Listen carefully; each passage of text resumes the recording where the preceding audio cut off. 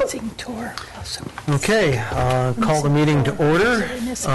Roll call. I don't know. We'll listen here. Right. See. Dave? Here. Otis? Here. Yancy? Chris? Here. Sally? Present. Tor? And Richard? Here. Nancy, we're missing. Okay, do we have any amendments to the agenda for the meeting Nancy. Yeah. for today? Mr. Chair, I assume we're going to be talking about the handbook already on the agenda? Mm-hmm. Okay.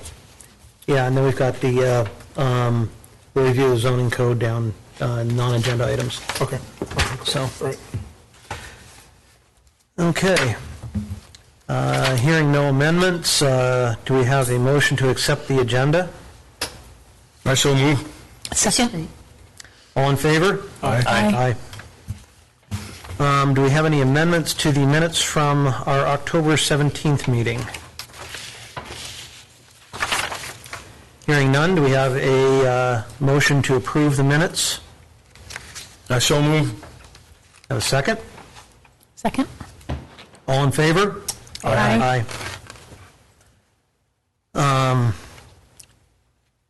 Do we have any public comments?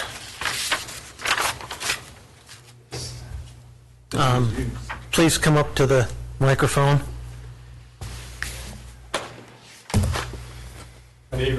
My name is John Murtis. I represent my business, Petersburg Marine, the Scotty Boatyard, and I'm interested in seeing a boat ramp developed adjacent to the present spit of the Scotty turnaround. And this visit is just to see if this is something that might be within your purview to maybe put on an agenda at a later time.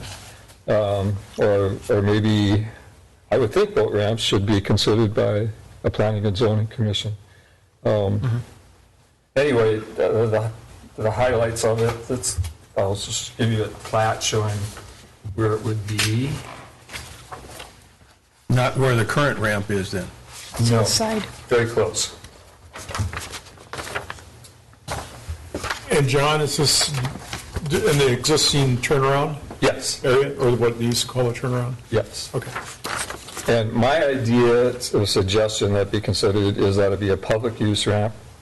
I would be the biggest benefactor of it. The cost of this ramp is estimated by Reed Brothers and Rock and Road at under $20,000. I have a budget to put $20,000 into it. Whether it be I don't even know who would do it or who would call the decisions on this. The property is owned by the borough, so I think a borough assembly would have to review it. But just want to see if there would be no objection from the Planning and Zoning Commission. Let's see, what else can I say about it? It would be public use. It would be a rock ramp, which would work very well with my hydraulic trailers. The only restriction that would have to be on it would be jet skiffs, which could very quickly erode out it with just a few minutes of improper use. Otherwise, it would be open for the general public. The details, the estimate is under $20,000. P&D Engineering provided their own estimate of it, but it included a lot of overhead charges of P&D, and their budget was $60,000 approximately. But a lot of that was the $20,000 does include the core permit. Some of the other differences, we both had the same amount of rock and actual basic costs. It was administrative costs and surveying and things like mobilization, which Reed's and Rock and Road wouldn't charge. I think they had $10,000 for mobilization, and they said they would not charge any mobilization. but I didn't want to go into too many details at this time. Just wanted to see if this is something that I should bring up to you folks, and something that might fit on a future agenda. And what I would be interested in would just be a letter of no objection. Or if there is objections, I'd like to hear what they are and try to do something to alleviate the objections.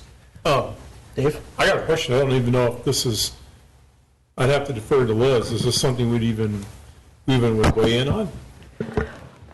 Generally, we respond to applications for land use. So if there was an application to lease the property or a special use permit to use borough property, that's generally when we would have the application and then a plan in writing, and a drawing of what was going to be done. A lease application would be filed with the borough clerk, and a special use permit application is filed with Community Development Office. So depending on which way the applicant wanted to go. And then generally for a lease, the assembly would refer that to the Planning Commission for review first, and you guys have done that in the past. But that decision then goes to the assembly on whether to lease the property or not. And the same thing with a special use permit. It starts with the Planning Commission. Planning Commission would make a recommendation to the assembly, and then the assembly makes a decision. Yeah, I'd also want the harbor board to weigh in on it. Yeah, I like the idea of the special use permit, and I could see South Harbor does get plugged up quite a bit, especially during the busy days. I could see you wanting to charge a little bit for it, and that would follow suit with the special use permit. Excuse me, but as many of you know, I do have a severe hearing impairment, so Yeah. I do have to read lips. You need to be at the microphone, though, for me to record you. Okay, You can move when I'm it. listening, I Right. don't have to be at the microphone, but when I speak, I have to be at the microphone. Yeah. And I can move it if Yeah. it's more convenient. Okay. How's that? This was brought up at the assembly meeting the other night. What was the final word there? Or what was their recommendation when you brought it up to the council or the assembly? It was deferred for a future assembly meeting? I wasn't there. I heard part of it, but not all of it. Yeah, I read something about it, but I don't remember what the details were. Should we ask Nan? Maybe she was there. So I guess in answer to my question on whether he needs to bring it in front of planning and zoning, it depends upon whether John requests a special use permit or a lease permit. Both of those would rise to the bar where it'd have to come in front of us. But now if he just wants to build a ramp and have it be public access, then does he have to get a lease? Or, let's say John just wants to spend $20,000, put the rock in and build a ramp, and then say anybody can use it. Then does he need to have a special use permit, or does he have to lease it? He could have either and do that same thing. I mean, there's nothing that prevents him, once he has the authority from the borough, the okay from the borough, to use a piece of public property, either through a lease or a special use permit, Right. for the purposes of putting in a ramp, then he can basically, on a special use permit, I think you wouldn't be able to charge or anything because it's still public property and it's just you being able to use a piece of public property.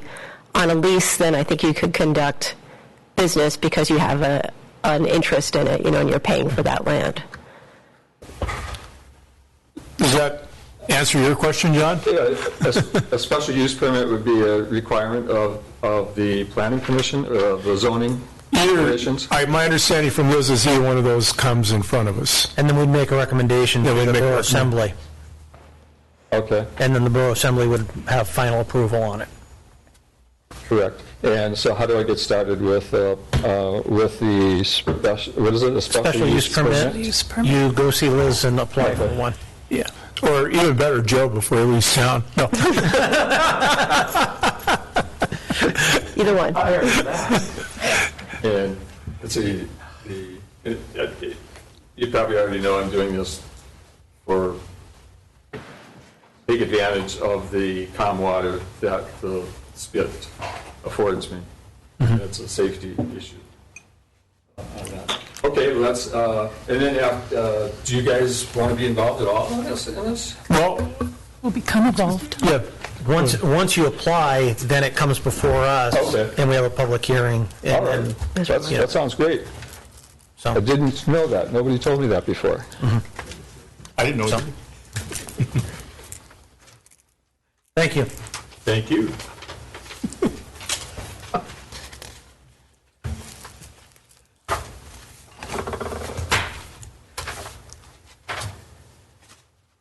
We have nothing on the consent calendar. We need to have an election of a planning commission secretary. Thanks. Do we have any nominations? Jeez.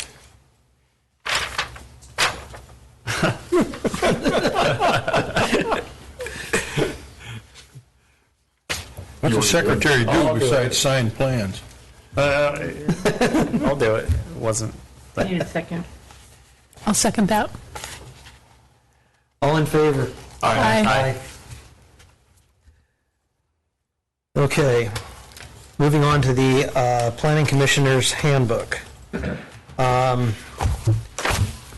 Do we have a motion to approve?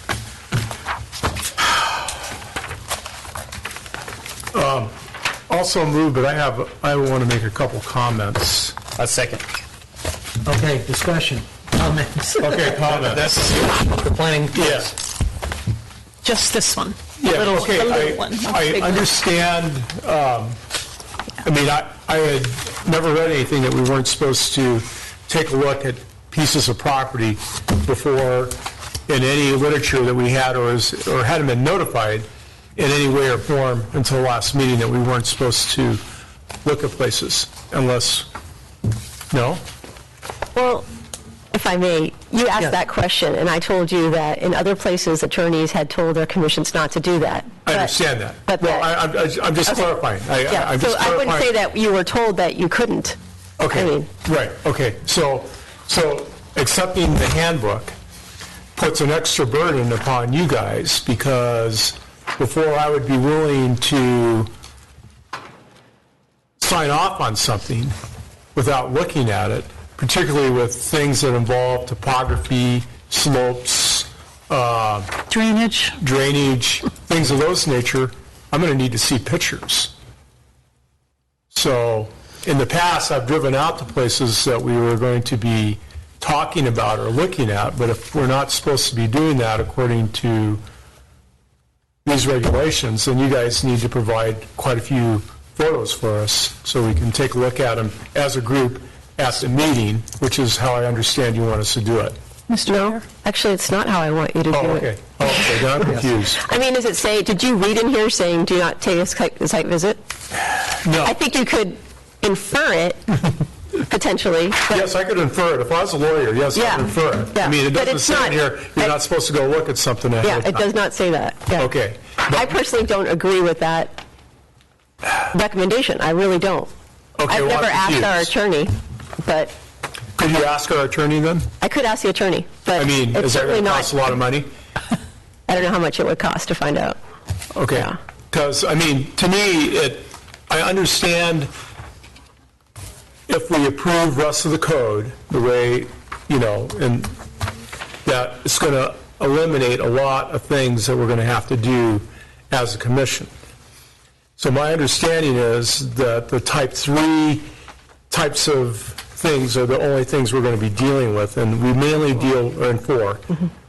And that's just basically a recommendation to the borough assembly.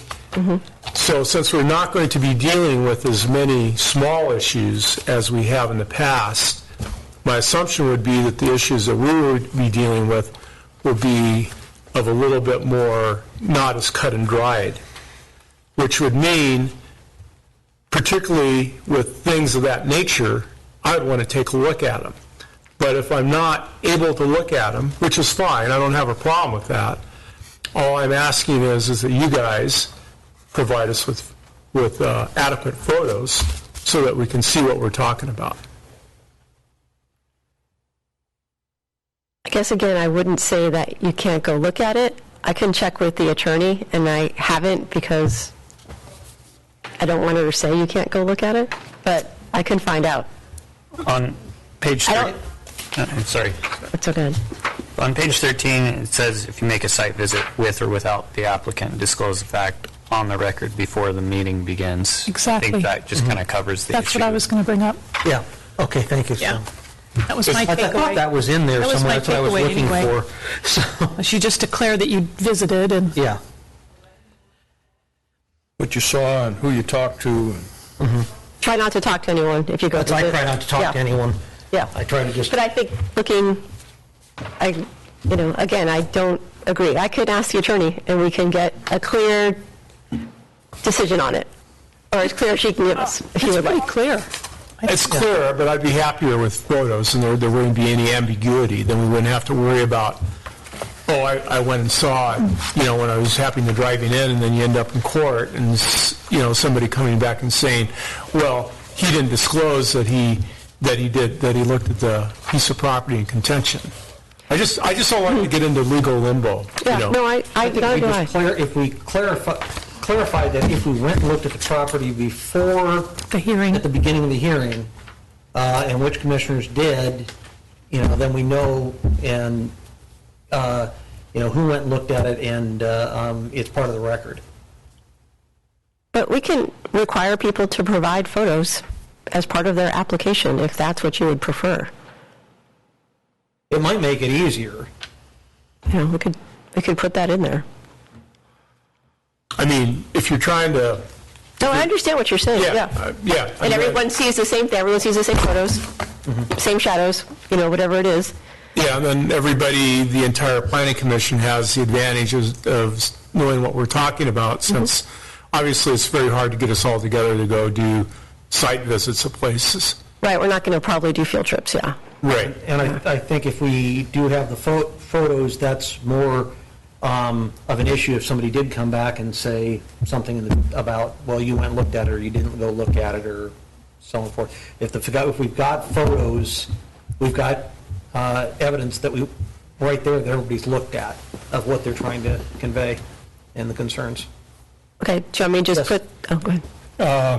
I don't know how many of you heard Walheater on the radio the other day talk before the city council meeting, but he said that it was important. I understood it to be that he said that they're putting the city council numbers and how to contact them on the internet. So if they have any problems or questions, call and find out.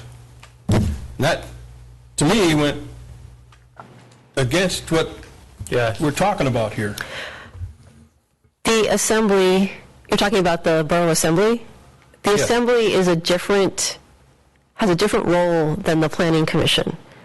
The assembly should be talking to voters and getting public opinion and getting the sense of the community.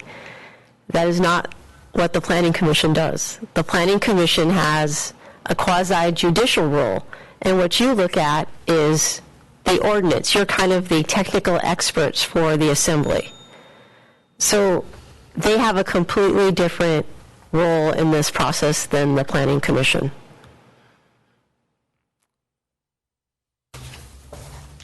I know you're both elected and it makes it confusing, but it's different.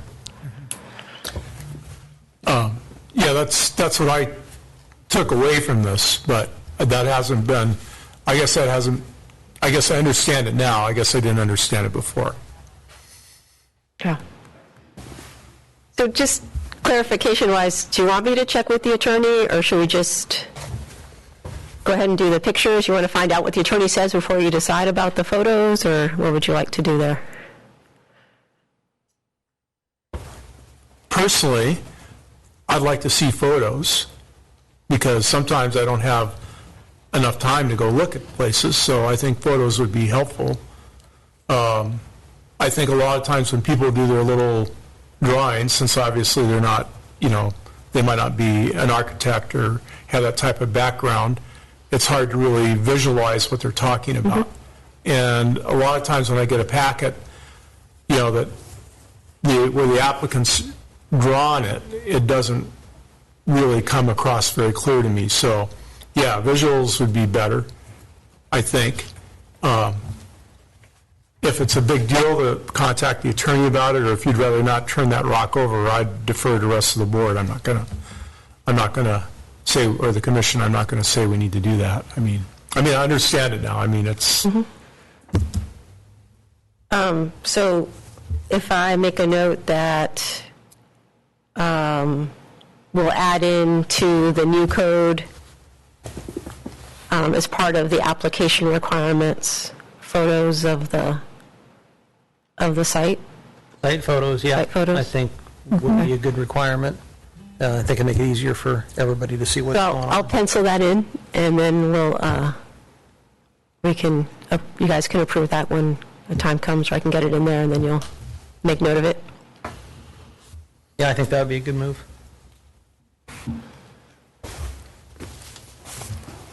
We have any other comments on the handbook? I think this is going to be really helpful. Thank you, Liz. Oh, welcome. Yes, thank you. Yes.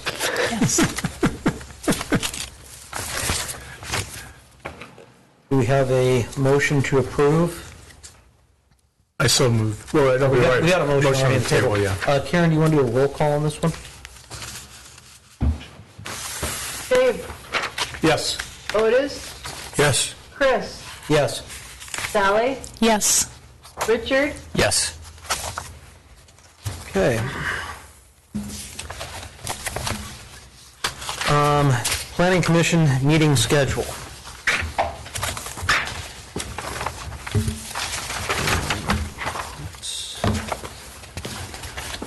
Page 36. Yes.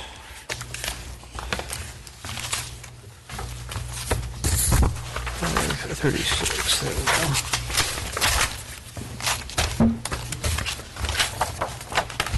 I think it looks good, other than the fact I'm going to be out of town for the January 9th meeting.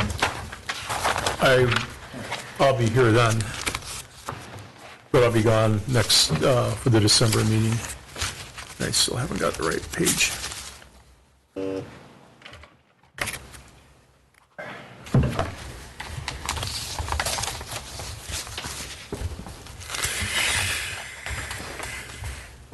Look good to you? It looks okay. I'm probably not going to be here for every one of those meetings, so. Yeah, June 12th, I'm probably not going to be. That's the one I'm looking at, too. I'll probably be in Norway. I've got a contractor installing bridges in Hoona I need to be on the ground for. And what about the meeting time, changing it to noon? Doesn't bother me. Yeah, that's great. I'd rather have it first thing in the morning, but That would be fine with me, too. not that early. Early. 8 o'clock would be fine. Yeah, I 8 don't o'clock think so. would be just fine for me. Yeah, that, Anytime's fine with me. I like to get my stuff done, and then the rest of the day's yours, not stop halfway through. I am not in favor of 8 a.m. 10 Liz, is is more any time better reasonable. for staff than, Well, I'd like to avoid having to pay overtime, so it would be nice if we had it during regular work hours. That would help. And noon is not perfect, but some folks are able to get away during lunch to I come think, to I the think meeting. that So for the public, it makes it better to be at noon, but it doesn't really matter to me.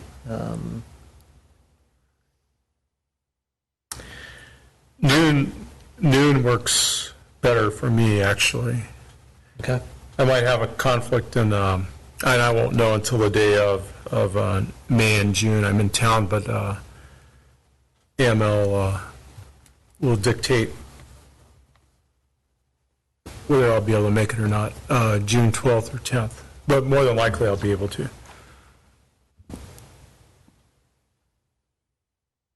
All right.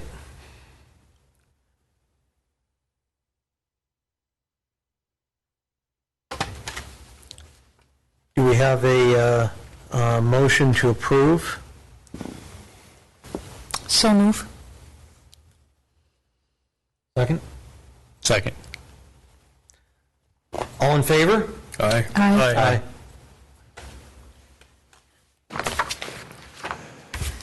Okay.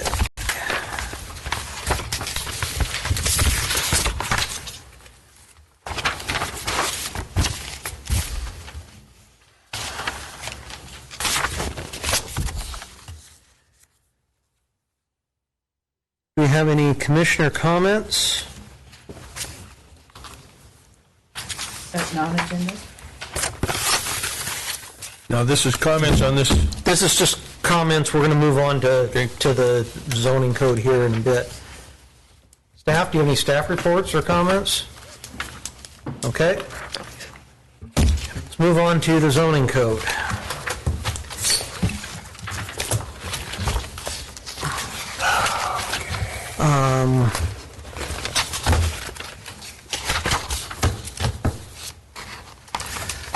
This will start at the beginning and move along. Which page are you on? My first comment comes at page 48, so has anybody got anything sooner than that? I got page 44.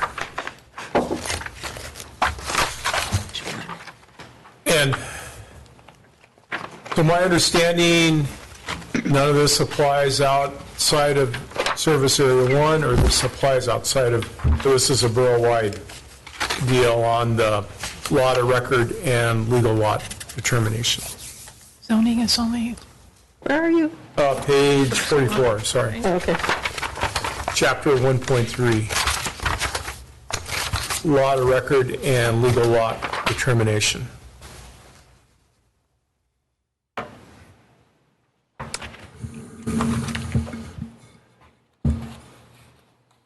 They didn't give me one.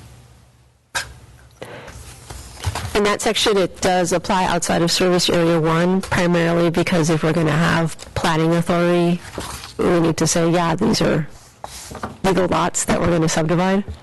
So, Good. yeah. I just wanted to double check.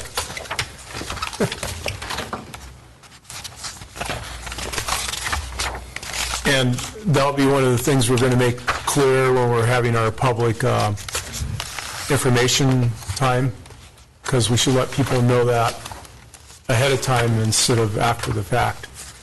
Because there'll be some people that will have issue with that, I'm sure. The subdivision part or the legal lot part? The legal lot part and then the subdivision part, of course. We'll just have issue With that general planning authority? with the borough expanding any type of anything outside of Service Area 1. Yeah, Not any me land use. personally, but, Yeah. okay. I just wanted to alert you that we should let people know, and that you will hopefully work with us or develop the reasoning for why we need to do that, and make sure people understand that. Yeah, and I think when we get to that public outreach part, I'm hoping we can talk a little bit about, those greatest hits that we mentioned at the last meeting and Right. addressing some of those. Is that what these are? Yeah, some of these handouts kind of address a little bit of that. Page 37. I've got you're looking at those, yeah. Yeah, it's number 3. What he was just asking about is number 3 on page 37 Page 37? of the packet for today. Oh, not this big book. Yeah, No, today's packet.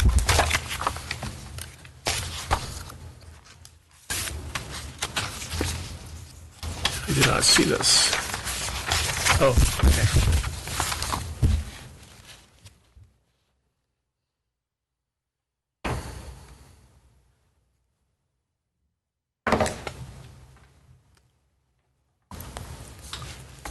Yeah, good.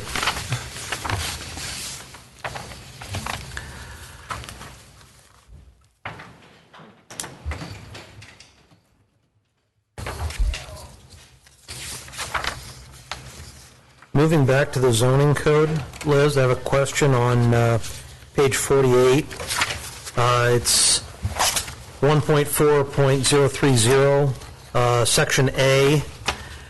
There's a part down, the second to the last sentence in that is Planning Commission suggestion to allow additional variances after 5 years. Do we need to phrase that differently to say that that's what we're intending to do, or is that just I thought it was awkward. It is awkward because that was a note to myself that I forgot to highlight. So Yeah, thank you.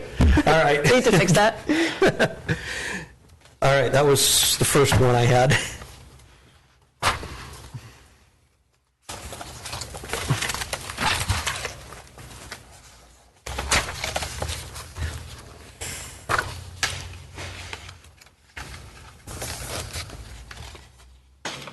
Does anybody else have anything early on in the code that they had questions about? I have some heartburn with page 76, 77. Okay. I have some questions and comments about a little bit earlier in that up at page 50 or page 60. I got page 54. Page 54, go for it. What's your comments? Establishment of zoning districts.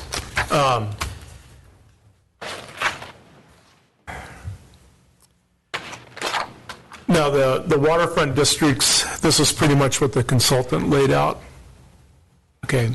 And did we have any maps of this, or trial maps yet There are maps in the comprehensive plan. in the comprehensive plan that correspond with those? Okay. But I was going to add that if you see that note that says, I was considering moving this into a single overlay district. Yes, that's So- my question. Yeah, so basically, instead of having additional separate zoning districts, you would just have your regular industrial, commercial, residential on the waterfront, and then you would have what's called an overlay, which is kind of another layer saying, yeah, it's industrial, but it's industrial waterfront, or it's commercial waterfront, or residential waterfront. And then that would allow us to apply slightly different uses in that overlay area.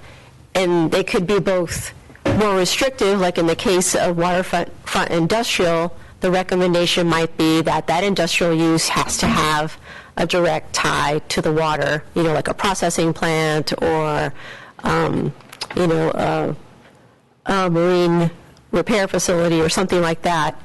Or it could go the other way where, like in a commercial district or residential district, we might say, waterfront is so valuable that we're going to allow additional uses. Even though it's residential, we might expand our use of home occupation in those areas, or we might expand the type of housing density that we would allow in those areas. So I guess when I was thinking about it, it's how many zones do we really truly need, and how much difference is there going to be between what we currently have and this waterfront additional thing, and can we capture that with just this overlay? And so I think most of it is really geared towards that waterfront industrial. We want to make sure that that land is available for those heavy industry commercial uses that are important to our economy, and we want to protect those. The other ones, it's mostly commercial, which we already have a pretty wide variety of available uses there. I'm not sure we would want to change that very much. And then the last one would be the waterfront residential. And I guess the question would be, now or in the future, would the community want to expand the type of uses allowed in waterfront residential to maybe allow people to capture more value from that land? So anyway, in the short term, I came down with the overlay because I thought that was a little bit simpler, as opposed to creating all these other waterfront districts. But I see your intent, but my fear would be that as a result of having, quote unquote, a waterfront overlay, you might not be able to get as much bang with the zoning as you are wishing. I mean, my recommendation would be that we just try and concentrate on industrial property, because basically anybody that's got commercial property, whether you have a restaurant, a beauty shop, a sign-making business, I mean, everything is at some point or another going to be waterfront related. So it's going to be really hard to say, okay, what is a waterfront related business versus a non-waterfront related business? You know, and I think people would have heartburn over that, but. So if I'm hearing you correctly, it's maybe just either create just a single waterfront industrial or just put the overlay on industrial. I would just create a, Waterfront industrial. if the purpose is to maintain industrial property close to the waterfront, which is the main takeaway I got from the consultant, then yeah, just concentrate on industrial waterfront. And just make that a separate, its own Yeah, just district. make that a separate district, Okay. and then, I mean, you could do the overlay with everything else in the future, but, I mean, I think you can get that already with the current zoning. I think pretty close, yeah. I mean, it gives you a few more, some discrete things that you could do, but, you know, I don't really see, I guess that's why I went to the overlay, because I didn't really see that there was a huge amount of value that you were going to add by creating this waterfront commercial, you know? Or I didn't really see that there was that much waterfront residential that people would be willing to expand the uses to that level, you know? Like, I don't think people are going to want restaurants in their residential waterfront neighborhood necessarily, at least not at this point. So, yeah, I mean, we could just restrict it at the moment to waterfront industrial and create that as a separate district, and then leave everything else aside for now. I think that'd be less controversial and easier. I mean, I could be wrong. No, I mean, that's really the crux of it. Okay.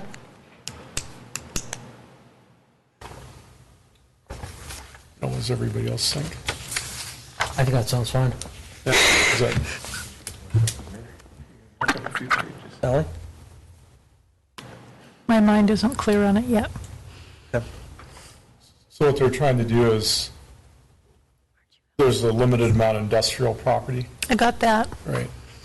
And then, But I have heartburn with someone that owns property currently, and when they go to sell it, if the buyer isn't going to do industrial, it kind of screws the seller. Well, the property's already zoned industrial. But it might not have been, it might have been in the family for 80 years. And it maybe could be a residential spot, a beautiful residential spot. So I've mixed on that one. I think if the structure is already there, it's not going to have to be changed. It might be just a nice chunk of property with nothing on it. Yeah.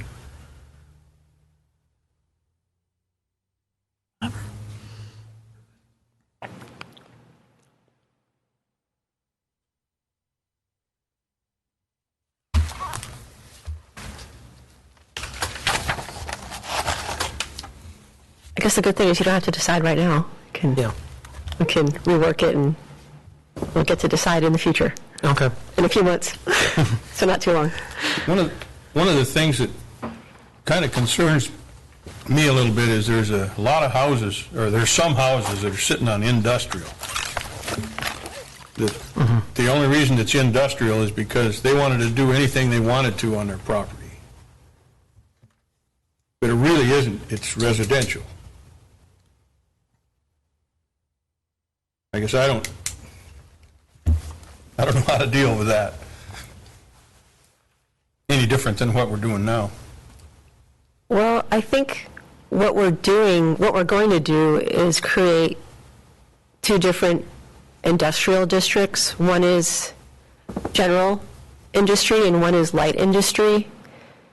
And what I'm sort of visualizing is having all of that in-between land go towards that light industrial and still allow for those residential uses. But the places that are important to retain for heavy industry, you know, if we want to see somebody come in and expand or build something new and it's an appropriate spot for manufacturing or some type of heavy industry, to move those areas into that heavy industry zoning, and then we would have a more restrictive code for residential on that. You know, it would be limited to just a small caretaker dwelling, where in light industrial, you'd have the opportunity to do more on the residential side, like a single-family residence. So that's the idea, like Scow Bay, Loop, which is all industrial. You know, that would be probably a good candidate for light industrial, where you have a lot of mixed uses there, but you don't really want to introduce, you know, an asphalt plant in the middle of that neighborhood, but at the same time, it's kind of a mix of things, and so you want to be able to allow that to continue.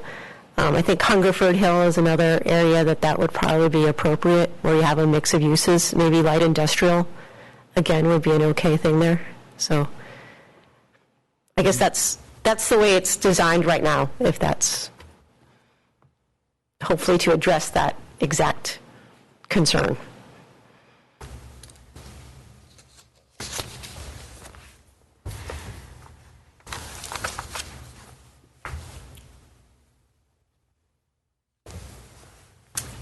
Okay, does anybody else have anything moving on before we get to the zoning tables? Well, how far back is 77? 60 is the beginning of the zoning tables. Okay.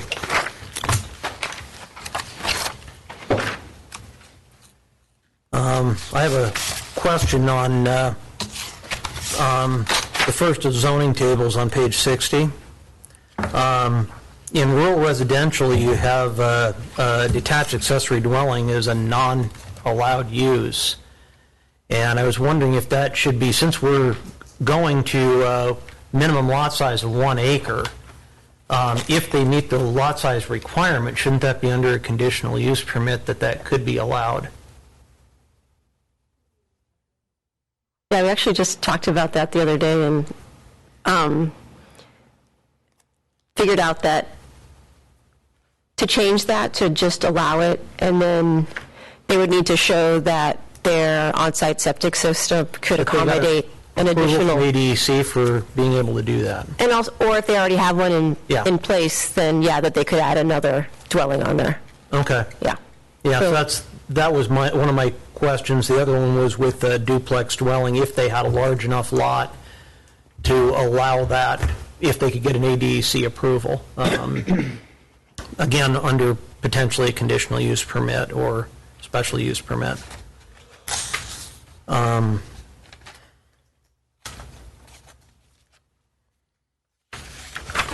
What are you guys' thoughts on that? I mean, I agree. I don't. Yeah. I mean, Sally? I'm fine with it. Yeah. Yeah. And then moving down the list a bit, one of the things that came up just in looking at things, there's when we go down to commercial communication facilities, one of the questions I was going to ask you about on that is one of the new cellular technologies they're talking about coming out for like the 5G networks is going to require a lot more short-range distance that they can transmit.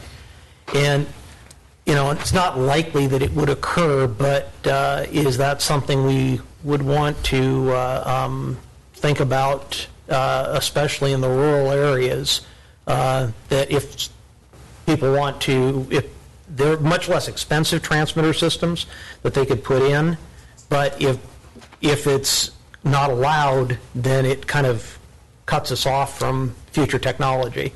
It's just something to think about. You talking about small cell networks? Well, yeah, what they're talking is like the 5G technology is very short range. Small cell networks. So you'd have to put these small units in much more frequently to be able to have coverage going out the highway. And with large chunks of that being rural residential, if it's not permitted, then that system cannot be installed. So. I just saw something today, in fact, in Minnesota, where they've just passed state law to get everyone in conformity to allow those. So I'll take a look and see what they put together there, and Okay. maybe we can just add, not including small cell or some sort of language. I'll just take something from what they've done and put it in there. I said we want to be ready no. for what's coming. Yeah, no, I think that's a good point. And So, it's just happening in down south, so.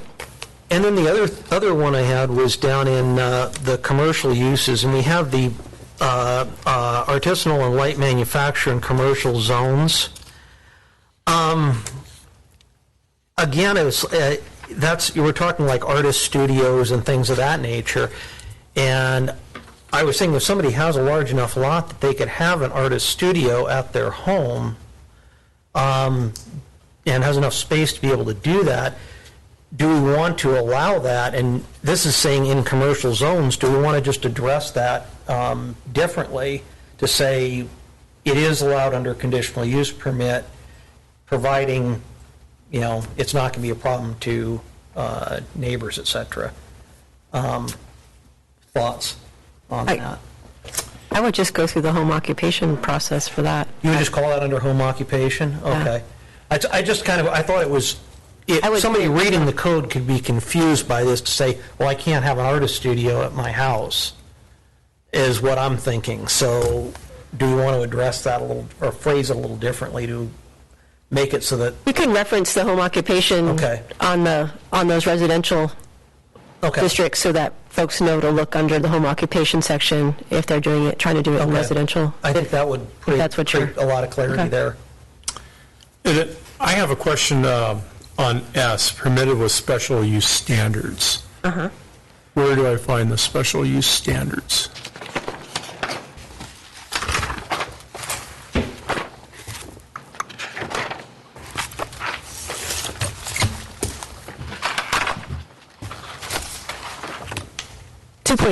Page 79. So at the end of the table, there's a section that's called Special Use Standards. Okay. And we tried to go in and kind of put the code reference at the end of on the last column. And hopefully they're right.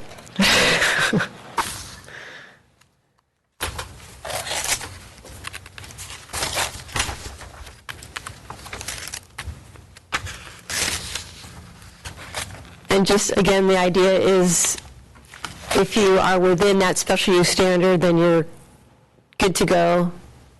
And if you're not, then you're probably looking at a variance or a conditional use permit or some type of additional permit generally.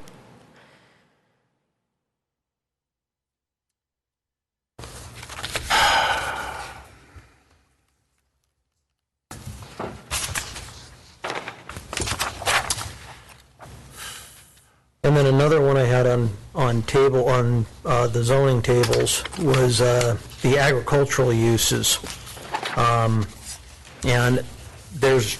it's marked out on residential. But I can see people out and say rural residential, say if they wanted to put in a greenhouse and grow tomatoes and sell them. Do we want to base that under home occupation again, or do we want to put that in there as a conditional use permit item? Maybe look. This is under... Yeah, no, I see where you're Yeah. looking. I just want to make sure that if we were going to say home occupation, that it actually would fit underneath there, you know? Yeah, I don't know which way would be the best way Yeah. to address it, but I'm Yeah, thinking no, that, somebody wants to have somebody just had a pumpkin patch out there at their place not too long ago. Again, where would that fall under this kind of zoning? So we just want to make sure we're addressing this correctly. That kind of makes me nervous. There's going to be a lot of people that are going to be angry if they have to come and get a permit for everything. Yeah, so that's why, do we want to put that under, where would it best fit? Because it's basically, if we're saying it's not covered by the code, that could be interpreted as, is it not allowed? We need to clarify it, is what I'm saying. Yeah, Yeah, generally, if it's not in there, we would make a judgment call on the closest use, but Okay. if it was home occupation, then it would fall under that square foot limit.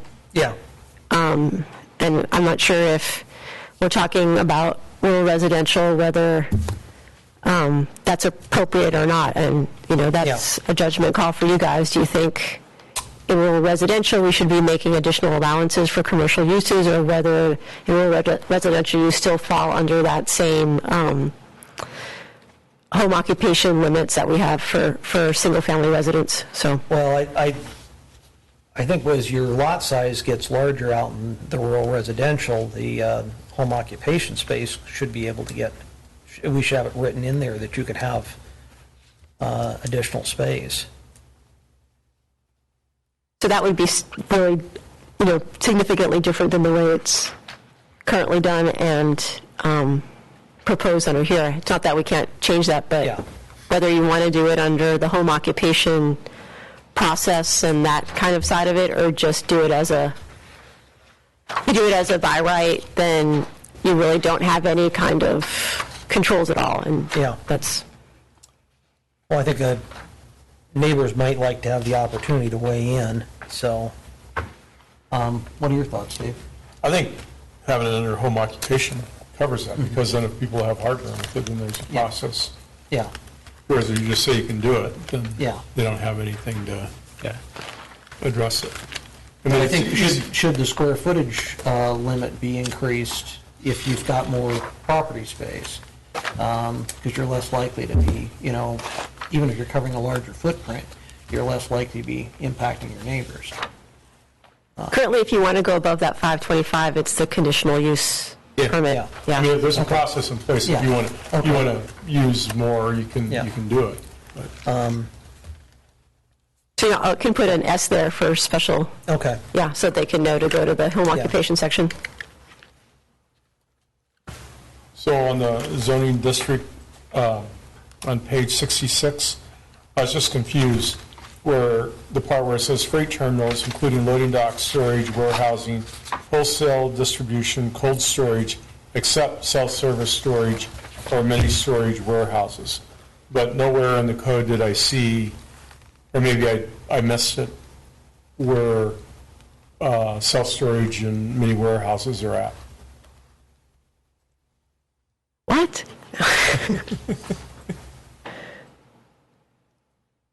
It's not in commercial, huh? Okay.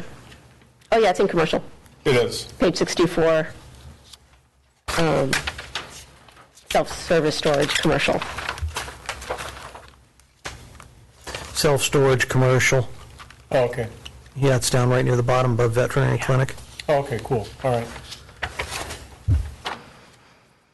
I guess I didn't understand self-service storage commercial. So I mean, that'd be like somebody having a, like B&G. Okay. Right. Okay, now I understand, okay. I had a Should I question. change that to like mini, maybe I could reword that to mini storage or? Yeah. Yeah, okay. I had a question on page 66 on the table as well concerning the wood products manufacturer.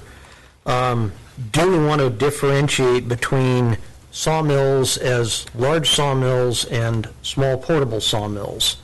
Or do you want to just lump that all together and try to deal with it on a application by application basis?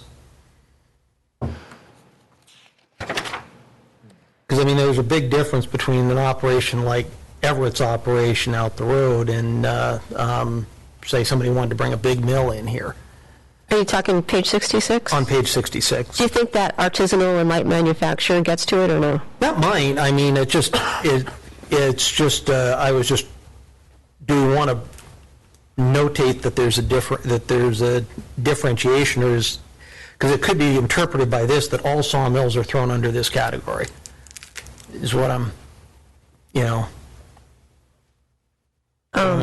and same thing with, if somebody wanted to have a cabinet shop or build furniture in their garage, that's wood products manufacturing.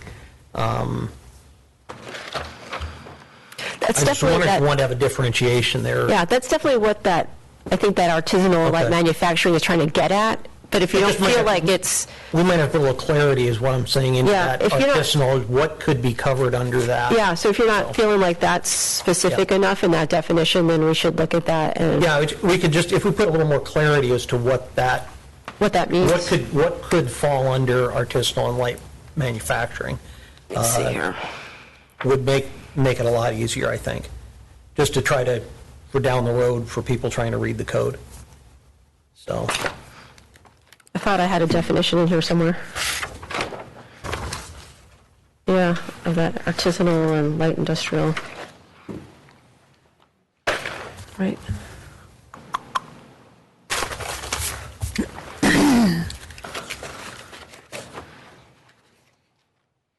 Yeah, so 2304. Oh, I took it out for some reason.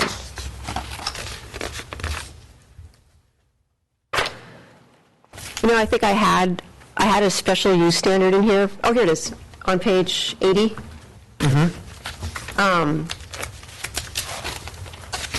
So here's what we're using as our standard for artisanal and light manufacturer uses, and so you can look that over and see if that okay. meets what you're thinking, or if we need to clean that up a little bit, or just tighten it up a little bit, whatever. But I just need to make sure I put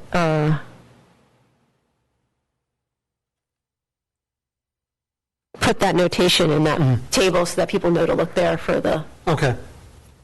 or maybe it's up at the other one. Oh yeah, okay, here it is.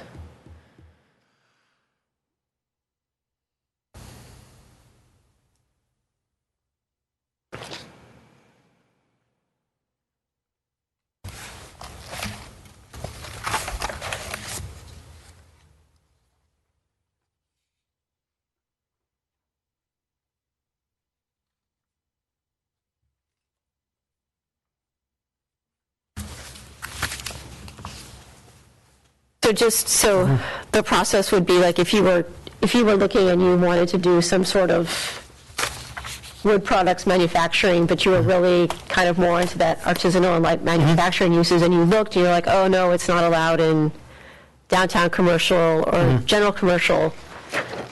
What we would turn to would look in the commercial zone, and it's listed there, light manufacturing uses in a commercial zone, and then you see that there's an S under downtown commercial and general commercial, and then the reference for that special use standard, and then we would look at that and say, oh yeah, you actually fit in there, and go forth and do, yeah.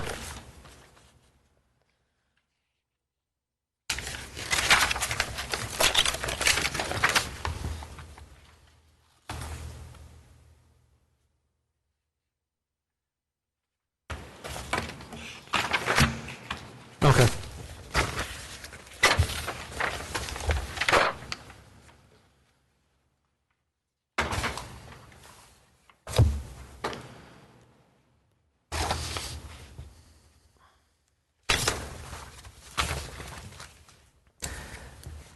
And I guess the next question I had was on page 69. You have, for building heights, maximum building heights, you have 30 feet or 3 stories under residential low density, and in rural residential, you just limit it to 30 feet or 2 stories. I was just wondering, is there a reason for that? Why there's a difference between the two? It's 15 feet a story. Tall walls. Yeah, this is 69? This is on page 69, yeah. Because it was 2.5, I think. That's why. I'm just curious. Yeah. I think, I want to say the reason that we have it at 2 is because in the code right now, it's at 2.5. Uh-huh. And so we're like, what does that mean? And so we just made it 2 for the time being anyway. I just was there a reason why it's different between residential low, or, residential low density and rural residential? It's, Yeah, I mean, This that's the way seems it was odd. in the current code between rural residential and single-family residential. It's same thing with medium density, it's 2 stories there, you've got 3 stories in low density, but 2 in medium density. And just, Oh, that's probably me trying to figure out what it should be. yeah, It would probably be more consistent on that, for sure. yeah, I was just thinking, you know, why not 3 stories all the way across the line? So, I think that's supposed to be 2 also on. and then the other one that I had on that is just right below that, you have the section where you're talking about garages and residential low density. And I think it's probably just reads awkward because of the fact that it extends onto the next page. That might just be a formatting issue, but it just seems kind of convoluted, I That's from guess. the current code. Yeah, So that's what it currently reads? yeah. Yeah. Okay, so I need to fix this.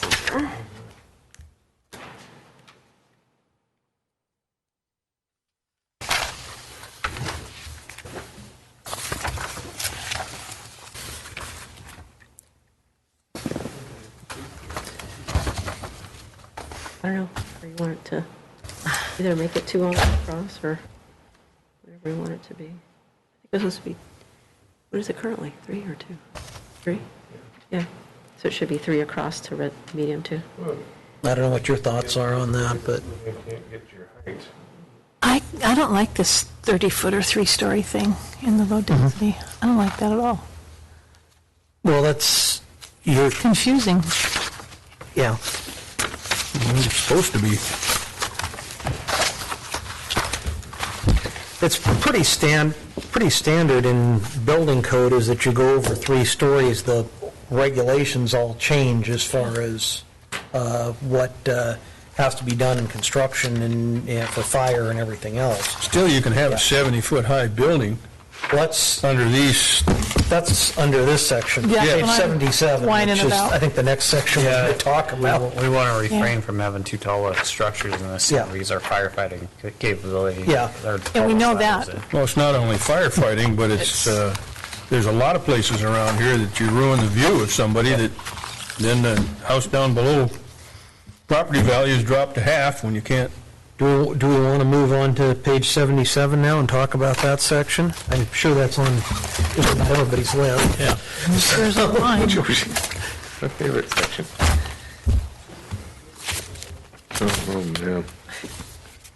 I'll start out, I guess, by making what my suggestion would be is to do, you have one formula for calculating it based on if the roof pitch is a lower pitched roof, say up to a 612 pitch roof, and then go to a different formula from 612 to 1212, and then another formula for over 1212. So use the existing formula you've got for like up to 612.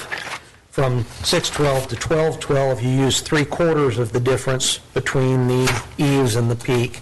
And for 1212, you use to the peak. And then you turn the page, So and there's a whole nother formula. Well, that's because of ground slope. that's I know for that. calculating for ground slope. I realize that, but still, the building's still just as tall in the front, no matter what the back is. Well, the back, depending on if somebody's behind you, is what counts. Well, we have an example just out on the point, and that was all explained to me very nicely by Joe. Still doesn't make sense. It's still over 30 feet in the front. Mm-hmm. And that doesn't seem right to me.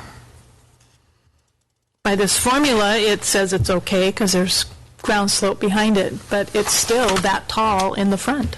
But if you put a little steeper roof on it, you could go some more height. Yeah, you could. But I think if you adjust the pitch formula, you could take care of keeping that roof peak height down. I guess I think that there's people out here that are looking at view property, and they're trying to think, can my view be blocked? And they look at this and they say, oh, 35 feet. No problem. Yeah. And then they end up with 60 or 70 feet. Well, trust me, we have wrestled this for a while. And I mean, we've looked at other ways other communities do it, looked at the way we've done it for years, using this formula. You're right, Chris, you know, you could, if you're going to use this formula and you go mid-span there, a 12 feet could be way up to the heavens up there. Yeah. With the actual peak, if you're going to go halfway between the top plate and 70 foot is what it could be. it could be high, you know, and if you cut it down, is the answer to go with your average grade to the peak and skip this midway point? I mean, Yeah, say that'd be better. 35 feet to the peak at your highest peak, and that's as high as you can go, period, end of story. I'm not sure what that'd do on a steep side hill, like some of the And then- property that mental health is It selling would out make it here. unbuildable almost, on a sloping hill and some of these sandy beach lots uphill, and some of those, if you were in the bank, you had to go 35 feet, because some of those are, you know, stepped houses up to, you know, they're dug into the bank, so actually your second story is actually level with the upper grade. And that's why the averaging out the grade seemed to be fair in that respect. Well, can you say that it's maximum is 35 feet from the front of the lowest elevation, and it can be higher by a permit, depending on what's behind you? Because some places it really doesn't matter, except, well, maybe for fire control, but not for view. Right. Or we could adopt this kind of, the code that we're talking about here, and a lot of places have what they call view-sensitive districts, and then they have further limitations on those districts to prevent people from building too tall. A friend of mine owned a place in West Seattle where they were limited to a maximum height of 20 feet so that they didn't block the people behind them. But if we use these formulas, it could go really high. Yeah, but I'm saying if we adjust the slope, but Yeah. then you address it for the view-sensitive areas, you could put that, an overlay in that in zoning if that's another way to address it. I'm just throwing ideas out. So, I wanted to throw out the other variable that, one other variable that we've wrestled with too is when people put in fill. And sometimes, so you'll have where they start off with at their house, and then the next time you go, they've added, 3, 4, 5 feet of fill, or more of fill, and then they're building the house on top of that. And generally, when you're looking at grade, when we've looked at other codes, it's generally, 5 feet out from the house. And that's that fill. So the grade becomes where the surrounding area around the house. And sometimes they add the fill after because they were too tall. Yeah, and so, that's the other factor is when you just say grade, that's another consideration that we're trying to factor in as well. And so we've looked at things like, well, you got to get, you're at the street unless you get a conditional use permit to put in your fill, because then we can factor the fill in, or, there's, how many communities have we looked at, Joe? A lot. And it's like the one, the house you're referring to, do you go from, say, the low grade, which would be the sidewalk, because that's pretty much the front end of the house is the sidewalk. Do you pick that number and go up from there? Sidewalk doesn't work That's the lowest because grade of the, of the site. I mean, they dug into the bank in that place. There's a one on Sandy Beach now too that's just excavated so far, and it's going to be similar to that. I mean, and they've dug into the bank. First, it's going to be first floor. Then the second floor is going to be up more on the bank grade. It's going to be. One place to start too is the elevations on the blueprints. I mean, if Well, that look at those. max elevation shows it at 30 plus feet, and then they're going to put in 4 or 5 feet of fill, Well, it sometimes needs to be discussed. Yeah, well, they are, well, the ones that I'm referring to now, didn't have any, like, fill in there, they were probably dug out. I mean, the one on Front Street, and the one on Sandy Beach, actually, the banks were dug out to a lower grade. Well, the blueprints would show exactly how tall it is. And That's what we look at.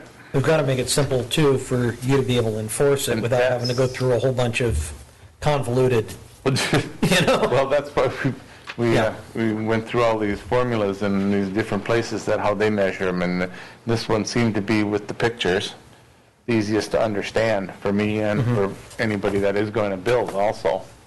yeah. All I know is there's enough houses around here that have been burnt by this code that I don't like it at all.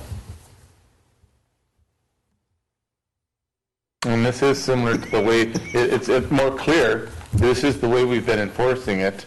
Our old code spelled it out too with the grade plane and all that, but I'm actually finding this spelled out, explained, and with the diagrams, it was the same thing we have been enforcing, but it's more visual, that people can understand what's going on. I don't know if you can put something in there that if this impacts the value of the property behind you, you got to go through this procedure. How do you quantify that? How do you I don't know. You don't know. That's the problem.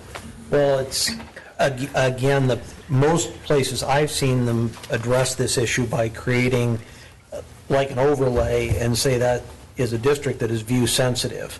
And then they further limit the building heights over what would be allowed normally by the code. But it depends on, if it's real steep, it isn't going to bother the guy behind. Yeah, They'll be up high. above them Yeah. already. Yeah, yeah. The ones to the side. But if it's- that you're going to be affected. so some places it doesn't matter. And then sidewalk certainly doesn't work when you go out the road a little ways. So my understanding is that if somebody had an unusual lot, they could get a variance then? You know, like if you adopted this code the way it's written, right, and they had a multi-story, you know, they're trying to build on a hillside or something, then this would be okay for that, right? Because that takes an allowance because of the differences in the planes, okay. As long as they come under those parameters, yeah. Right, okay. And and obviously, they could ask for a variance of the height restriction if they were, say, out the road and not blocking anybody's views. I'm sure they could, I mean, anything's, it would have to jump through that hoop, I suppose. Right. And if it was a rural lot, make more easily granted, obviously, like Richard said, the fire department might have some angst about a real tall building someplace that they couldn't protect, but, again, out the road, it's tough to get Yeah, protection out there anyhow. it's tough to get an engine out there Yeah. before it's a total loss. Yeah, it's 6 one, half does the other, but yeah, you wouldn't want to grant a variance for anything too tall in town if it's going to block anybody's view or even if there's nobody there right now, behind them. Well, somebody owns the property and the property value goes way down if it blocks it. Maybe. Yeah.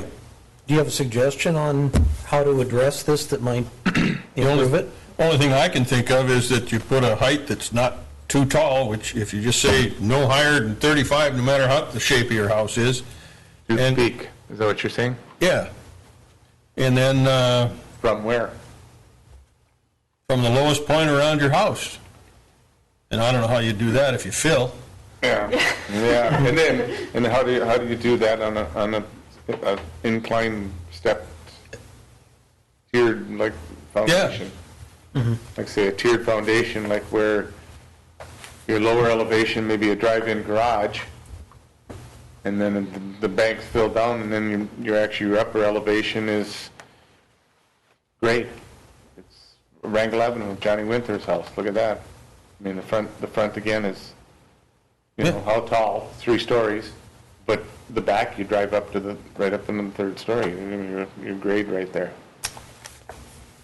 But if you had some figure that wasn't too high, And then by special use permit, you can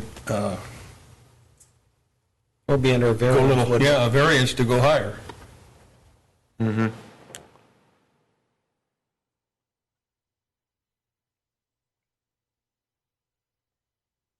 Whatever number you pick, just make it easy to enforce.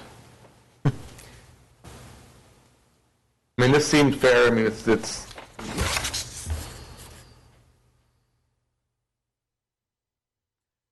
I mean, I get the argument for the issues with the tall peak on the roof, but if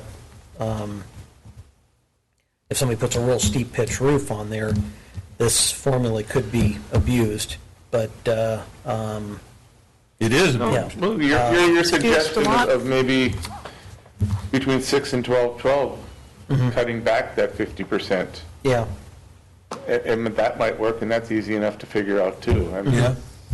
that's an easy formula to figure out. Yeah. Then that might work instead of 50%, you know, what, 75% tight to the measuring line, something like Yeah. that. I'm open to suggestions that'd be an easy one to calculate also. That'd probably work. You know, that would, not many people are building 12 pitch roofs these days, so. Well, they're just. Yeah, but it doesn't have, it depends on how, if it's high, I mean, if it's an A-frame, you can go 70 feet with, under this. Well, yeah, that's right. Good. Yeah, half.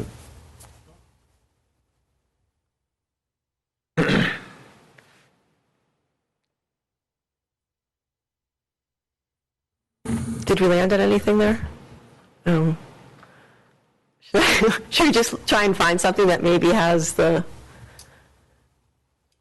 somewhere that sort of breaks out the formula based on the pitch of the roof and sort of plop that in there and see how that That's- flies? that's what I Or think. Yeah, like, You want I like- us to mess with the grade again? no, I like the midpoint of the grade. That's the easy average for of the you to grade, figure yeah. out, right? Yeah, because a lot of times we don't really get,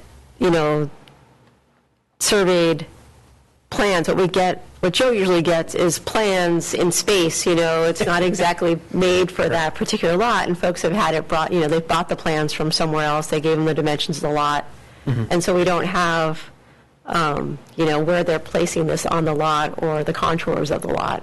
And so it's not like we can use the formulas from these other communities where they say, well, take, the grade measurement at 20 points around the house and then average it out.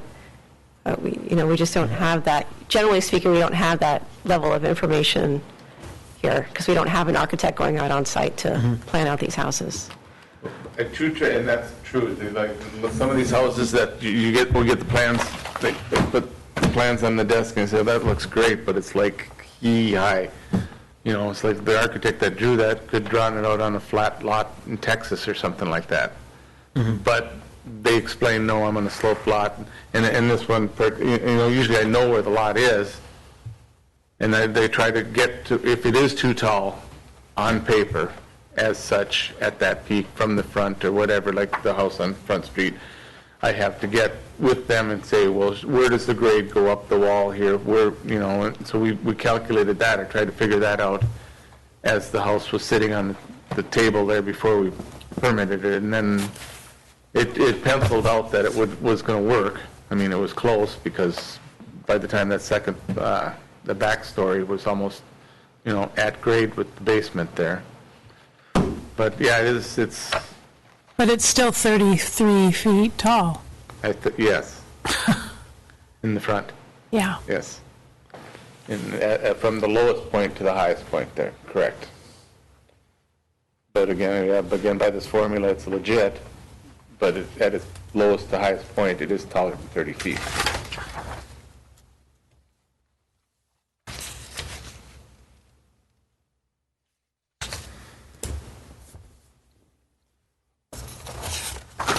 I like your idea Okay. on pulling down the height of it. Having a graded, when you get up to like higher roof pitches. We put it Just cut somewhere it in between half. 6 and 12, Yeah, breaking point at 6 or 8. I don't know, 612. Between 6 and 12, 12? I think there needs to be some breaking point, where the break point is, I think. Yeah. I mean, I haven't seen too many houses built with super steep roofs lately. Not lately, not many, a few.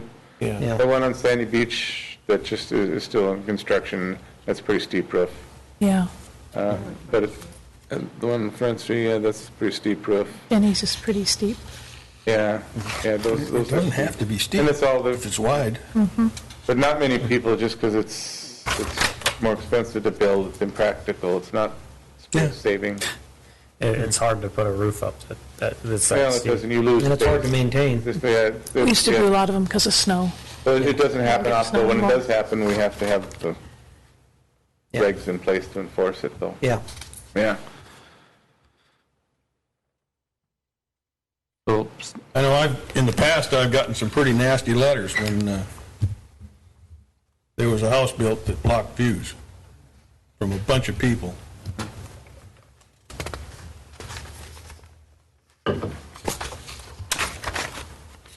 So we'll put the work with the 612? We're up higher than that? Okay.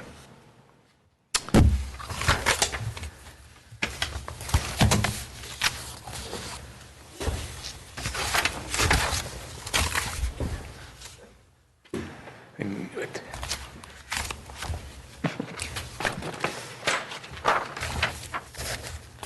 You have any additional thoughts on this, Otis?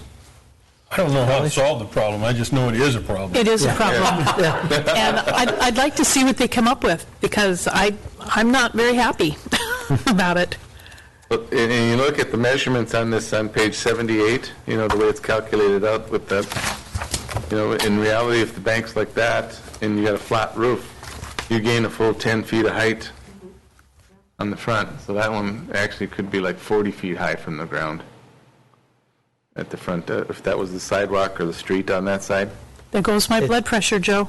I said it could be. Oh, yeah, okay. No, but nobody builds flat roofs anymore either, really. Thank goodness. Yeah. But that would be more.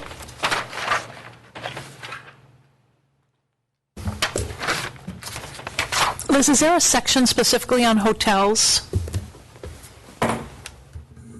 Hotels? No. Okay, so we don't have any say over those? Generally, those are commercial, and so we send that to fire marshal review, and then as long as they're building to commercial code. Hey, we talked about it last time about the bed and breakfast, that the two big ones in town that don't meet the new requirements.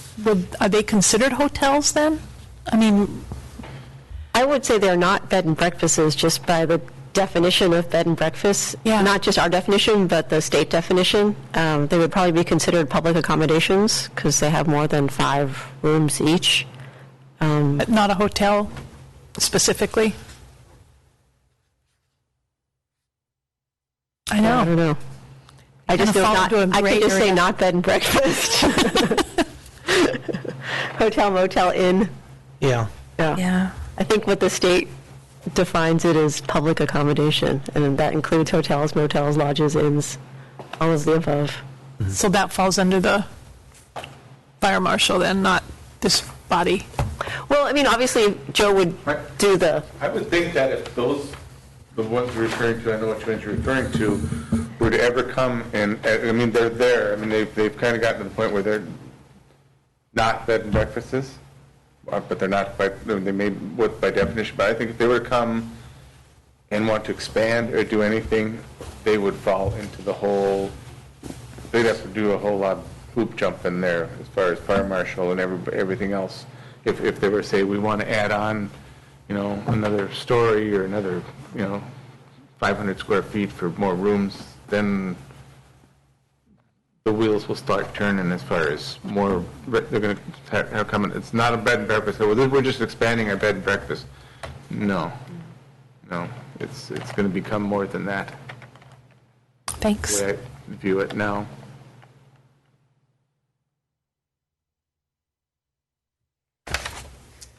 Perhaps even when they were established, I know there was two, maybe 3 rooms in there at once. occupation next? Home occupation, that's kind of where I've jumped to, unless you've got anything before then.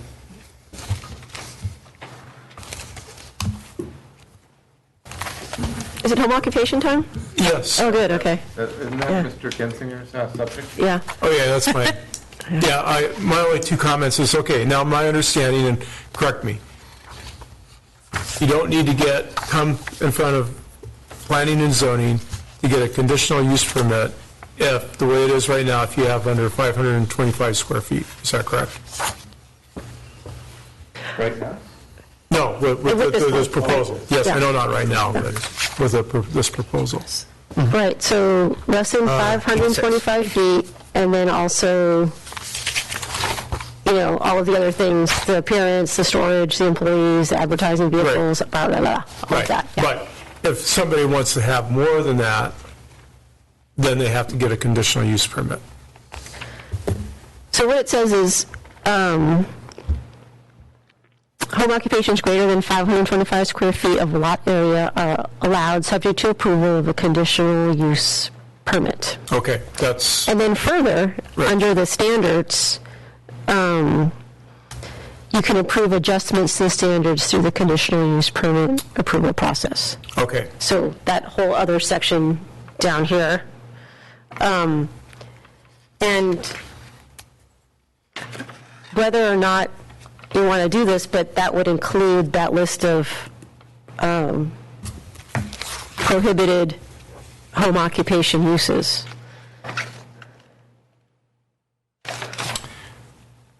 Okay, so my understanding was correct. So this is what I propose.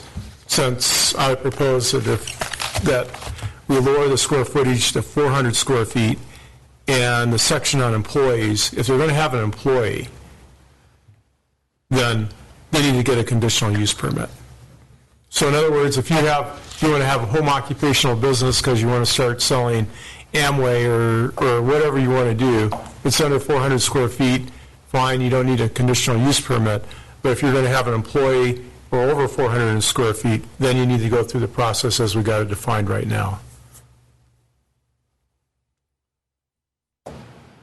But so letting people do a home occupied business, but my reasoning on that is twofold. One, maybe it's because I live in an 800 square foot house, 525 square feet sounds like a lot of space to, be for a business. That's a lot of space. And the second one on employee, if you have an employee, you're going to have more traffic because that person's going to have a place to park. If you're having an employee, then my concern is I don't want us to open it up for, people being able to put dentist's office, doctor's office, things of that nature unless they go through a conditional use process. Something that makes traffic.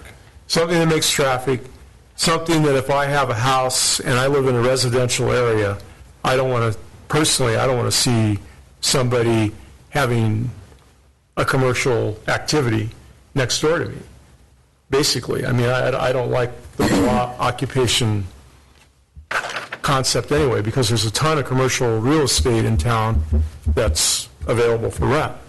It's not like there's a shortage, but I understand that people, when they start out a business, it's hard for them to be able to afford to rent a commercial space and all the requirements of that. So I think there needs to be a mechanism for that, but I think it needs to be a little bit more restrictive unless they go through a conditional use process. On the square footage, I would tend to want to keep it at 525 square feet because that's about the size of a two-car garage. And if some guy is running a business, building furniture or this, just, building a few tables or something, whatever, in their garage, that could work. And you're going to need a fair amount of space for machinery and stuff like that. It may not be a full-time operation, but they're going to need the bigger square footage to be able to handle doing something like that. That's the one thing I would say on the square footage. I had a question too on you've got more than one employee, and my little note I put in here was in addition to the owner. Is that what you're saying by one employee? that was my question there. Yeah. Does the owner count? as- Yeah, does the owner count as the employee? And his 6 kids. Yeah, so that's a question we could address. The other thing I had in here is you have prohibited things, one being noise. And I think we need to define what is noise, because it needs to be something quantifiable that Joe can go out there with a meter and measure. Because otherwise it's going to be, well, to somebody, well, that's not noise, and somebody else, well, that is noise. If we say it's noise over X number of decibels at the property line, that's pretty clear. So, that's my thoughts. That's to buy a decibel meter now. I know, really. What? The employee thing is, yeah, it's any, an employee, not a family member. So Okay. the family doesn't, it says right there, other than family members. Okay. So it doesn't include the family members. My other question, actually, before, I'm not even sure what to say about the noise thing, but under prohibited home occupation uses, it says any activity involving on-site retail sales.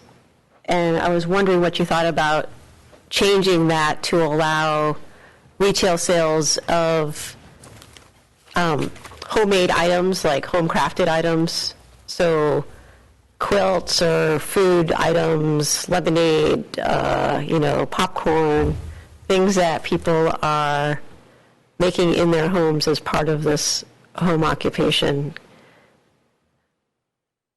versus just regular retail, like I have a Costco in my garage or something, Yeah. which hopefully we'll never see that, but that's just another question. There are places that have language in for noise, like it can't be above so many decibels at the property line.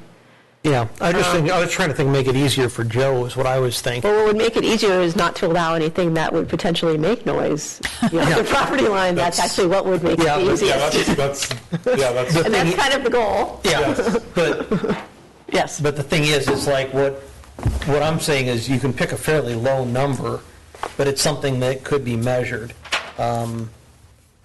That was just a thought. Some people could be bothered by starting up a car. Yeah. I mean, there's some very good tables that describe, noise levels based on decibels, and it's like, Yeah, we can go from the vacuum cleaner to the jet engine, but, Yeah. Library, it's about 30 decibels or 35 decibels, something like that is what just one of these tables I'm looking at. You could pick a number that could be measured, and that way we would have, some level. But it was just a thought. So, Well, that would be good, but it'd be tough to enforce, just for purpose. And I'm thinking of a few of the conditional use permit home occupation you've granted already, and Yeah. I can think of one in particular where it was a table saw, using a table saw to cut wood, to make forms, to make countertops. So it actually, how often is that table saw running? It's noisy, decibels. Yeah. Probably if it's enclosed walls, the winding of a table saw, Yeah. 20 feet away, if it's insulated walls, would probably be down like below 50, I would think, 20 maybe. yeah. But then it stops. I mean, if it was limited in hours, it's hard to say, you have to be there when that actual moment of sound happens. Yeah. And then, is it fabrication? I said, kind of under these here, that's what I'm looking at it. If fabrication would be prohibited. I mean, are we fabricating those? Would you consider that fabrication? I would. That would not be an allowable use then for two reasons. It makes noise and it's actually fabrication of a product. There's no traffic as far as, but the noise thing is pretty, you have to pick a number and figure out if it's sustained or if it's just intermittent or. I would assume that For hours and hours on end of table sawing, I could see how that could get a little annoying to Or the neighbor watching Jeopardy or something. or if it's just, if it hits that level, then it's not, at all. Is that it? Well, that's what I was saying, is just a clear definition. If during a time, when that equipment's running, is it going to it hits that level at the property line, that's too much. Yeah, it varies also by time of day. yeah. If it's 6 in the morning, it might be a problem, but if it's noon, it's not. Yeah. There's times, yeah. The business hours are limited in here too. Yeah. That's, I was going to say too that there currently, kind of our rule of thumb is that we would require a conditional use permit if there are customers coming to the home occupation. And the way it's written right now, you could have customers coming between 8 and 5, and there is no requirement for a conditional use permit. So just to note that difference too, beyond just the other things we talked about.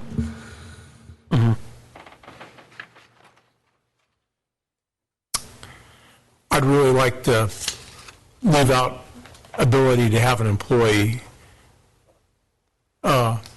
I mean, if you want to come and get a conditional use permit for a home occupation business and have an employee, that's something we could go on a case-by-case basis. But just to be able to say, I'm going to start up a home occupation business and I'm not going to go through any sort of planning and zoning process, I think that's a little excessive. We're not precluding it, we're just saying if you want to have an employee, then yeah, you got to go through the process. So you guys want me to change it the way Dave wants it, and then you can vote on it later, and you want me to leave it and make a note, and you can address it as you go forward, or? I don't think they need an employee. Okay. I saw one place where you could have one or the other. You either get an employee or you can have customers come. That was your choice, but not both. It's kind of interesting. I mean, if you're doing something like washing dogs, so what if you got an employee? But Well, that's fine. If you're washing dogs and you want an employee, then you come and you get a conditional use permit. And, but what we're talking about is saying you don't need a conditional use permit to have a home occupation business. yeah. Okay, we're making it easier, and we're making it so that we don't have to deal with every time somebody wants to start doing something. so I agree with you. if they want to go with the conditional use permit, where would that fall under, for that, say somebody wants to have a business washing dogs, and where would that fall under the code? It wouldn't fall under the home occupation, or it would fall under a different section of the home occupation? Can you ask that again? I'm sorry. Where would it fall under the code if they wanted to have an employee and customers come, if we were to eliminate the employee option, or? Oh, I see. Yeah. So it would still stay here, but you would be looking for a conditional use permit because you wouldn't be meeting these standards under D. Okay. So I would just delete the part about that you could have one employee, and I would put something in like only family members could work at the business or something like that, which I think is, Okay. I've seen that in other places, but that would be allowed. And so then if you looked at it and say, oh, well, I want to get an employee, so I'm outside these standards, what do I do? And you'd be like, well, you have to get a conditional use permit. Okay. So. Yeah, I just wanted the clarity there on that. Thank you.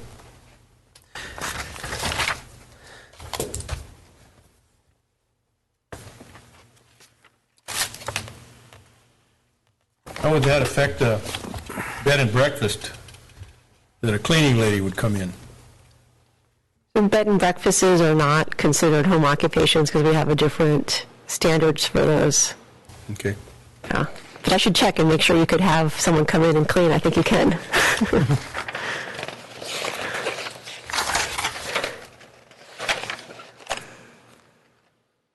All right, do we have any more comments on home occupation? Not here. Let's move on to manufactured home on a single-family lot, page 89. There's a comment in section C about siding and roof material used on nearby residences. I think we should change that to something more like siding and roof material used on standard stick frame construction or something else, because there might be a nearby residence that has stuff on it that is not Yeah, that's weird. what we would like to see used. Okay. That's the only comment I had in that section. That makes Okay. a lot of sense. So,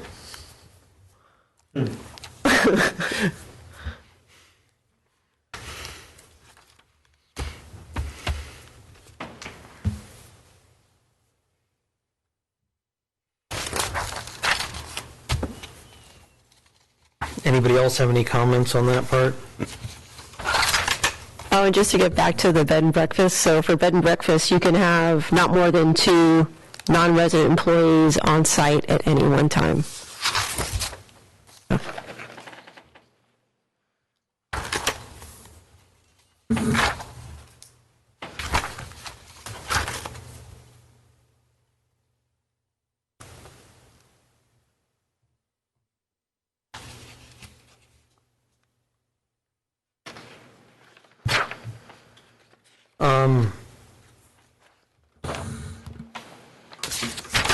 Does anybody have anything on mobile home and manufactured dwelling parks?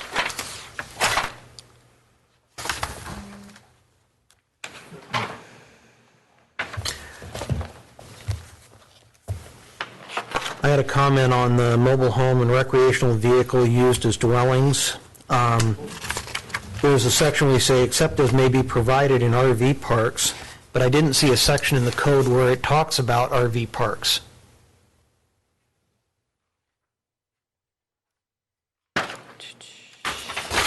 And you're on page... On page 93, Okay. section B at the end of the last sentence. It says, except as may be provided in RV parks. But I didn't see a section that said anything about RV parks. So the RV parks are a use in the commercial zones. Their use in the commercial zones? Okay.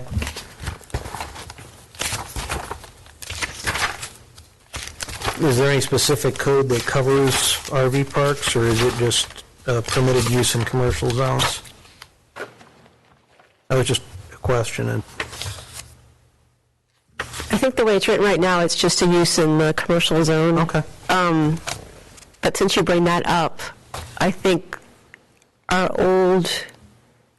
current code mixes in kind of operational standards, like how you would operate a mobile home park and an RV park in with zoning, which is out of the ordinary.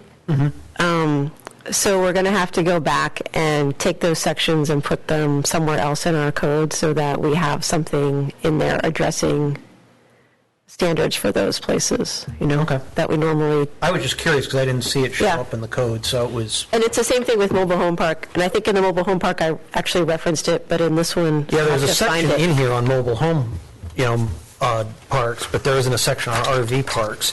And so I wasn't sure, since it's referenced, but there's nothing... Yeah, I'm going to put the reference covers in. that. I have to find it again. It's somewhere not in our normal code, it's like in another I would just say, just see place. codes, Yeah. So continuing on with B, is this really enforceable? I mean, there's several places where RVs are lived in year-round around here. I mean, are they grandfathered in and it's from now on, or when this is adopted? Well, in some places, they are actually RV parks, even though they're somewhere in between mobile home and RV park. In other places, yeah, they were allowed to be moved in and then occupied, and weren't. The ordinance wasn't enforced. We're trying to do a better job of making that distinguishing between mobile homes and RVs, and having the language that we're going to have in this will help, because it's pretty clear what an RV is and what a mobile home is and what a manufactured home is. We don't really have that clarity right now. But just recently, we did have someone take, they were moving an RV into a mobile home park, and we told them that we couldn't allow that to happen and had them move it back out again. So gradually, we're trying to change that culture of allowing that to happen. So Good. Would it, I'm just thinking about, I've got a RV. And it's not a residence, but I've had people that are stuck here for different reasons stay in there just because they need someplace better than the sidewalk. I don't think we've ever exceeded 4 weeks, but I guess from my perspective, I'd like to have it a little longer in case those things come up.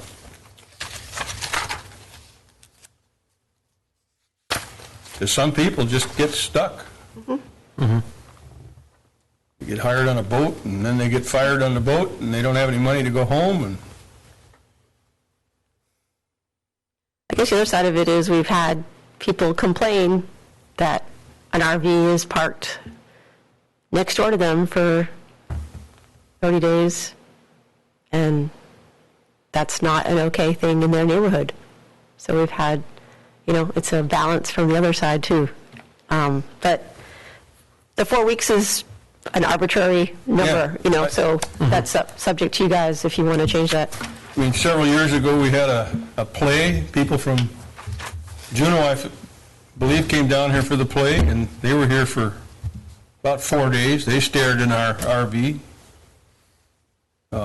We didn't charge them rent. It's just they needed a place to stay. I guess if my neighbors don't complain, it's okay. Huh? I think I'd like to hear what the public's comments are on this. I think we leave it the way it is. It's just I had a question about that, the RV parks issue, and how that was covered in our code. So I'm good with that, too. I have a question on page 95. okay. The sentence on number 4 is not completed, and I just wondered what else it said. Just curious. Isn't it? Yeah. So we just redid this section to fill in those blanks.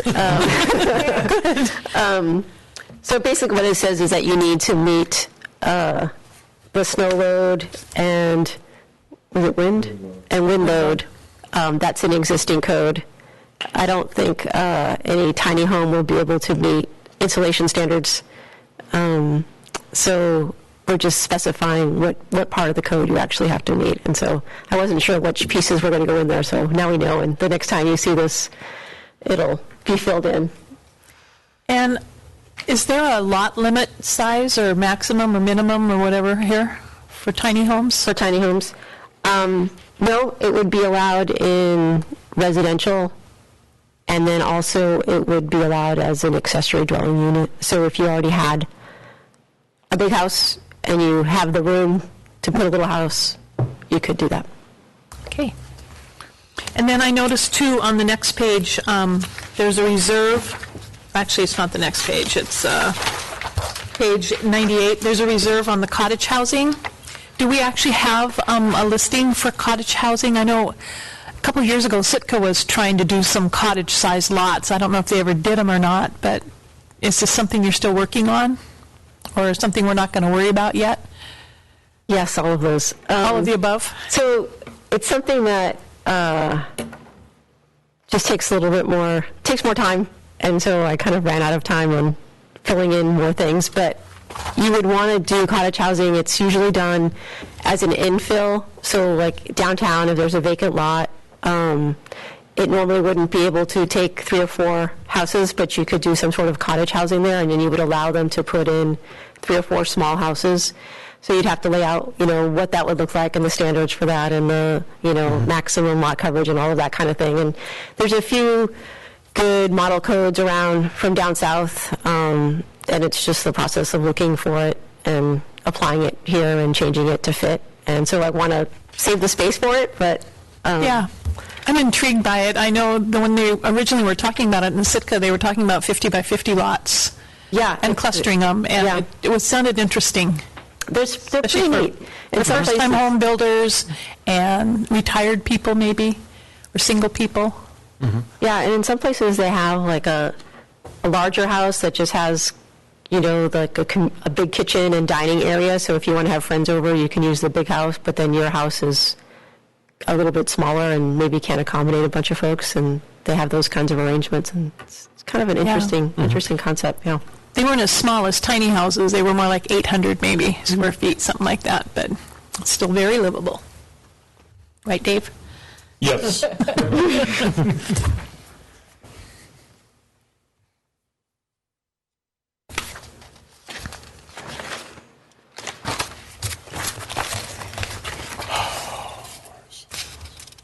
Okay, we covered that.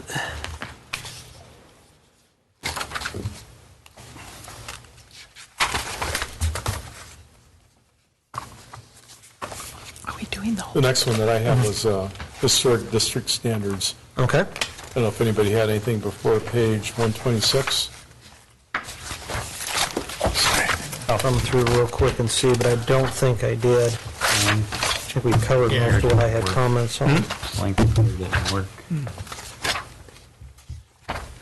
I'm really happy to see that some of the siding issues are laid out very clearly. No vinyl, no metal. Yeah.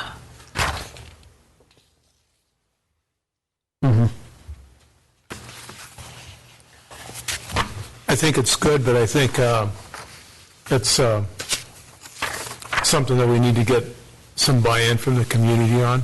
I think especially the owners of the property that this is going to affect. Yeah, that was my only, I think it's a great idea. I agree with you 100%, Sally, but I'm just thinking of the most recent buildings that have been built in the historic district. None of them have, well, I don't know. I'd have to look at the map. Maintenance is everything. Look at the Sons of Norway, 105 years old with the original wood siding, Yeah. Yeah, but how much does it cost to paint the Sons of Norway? We do it every 8 years and it's $20,000. Yeah, that's pretty good. Yeah. It's going to last longer now though because we put gutters on.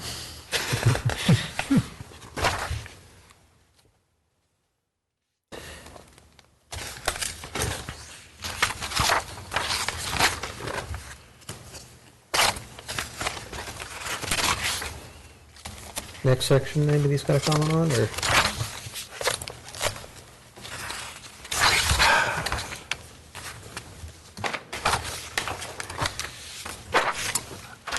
I had some questions. No. I was confused. More questions. I just got confused on the Drive-ins. on the access and circulation period. Did you guys just kind of like, is that like a DOT standard on that? On which part? Well, all of it. All of it? Or is this what we have right now in our existing code, or?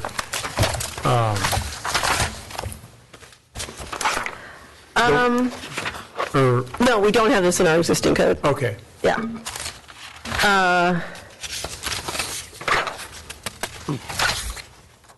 It is rather daunting when you kind of look at it and, and try to sort through it. I guess I didn't understand a lot of it. Yeah. And I don't know, maybe I just read it too late at night. I think the big, as I read it, the big takeaways are, so the access part of it, which is making sure that you have legal and practical access to each subdivision and each lot in each subdivision. So that is one aspect of it. And then kind of these slightly different provisions for when you have a remote subdivision that you're not going to necessarily be driving to, so that you can still provide legal and practical access. Right. So, I mean, I like that, and then my next question on that was, does that apply outside of Service Area 1? so remote subdivisions are by definition outside of Service Area 1, either off Mickoff Island or more than half a mile from an established right-of-way. Okay. So yes, is the answer to that. Okay. And then on access and circulation, yeah, I mean, I want to read through like these whole development standards myself again. But some of it is things that we have, some of it's just practices that we wish we had, like in terms of separating driveways from corners and driveways from each other that we don't have in code, but as a rule of thumb, that's what we try to, encourage people to do, but we don't really have a way of putting it down. We don't have it written down anywhere. The vision clearance, that's actually in code now. Yeah. On the pedestrian access, again, we don't really have a mechanism to, or we want people want to put in sidewalks, what those standards are going to be for sidewalks or crosswalks or anything else. And that's primarily only going to be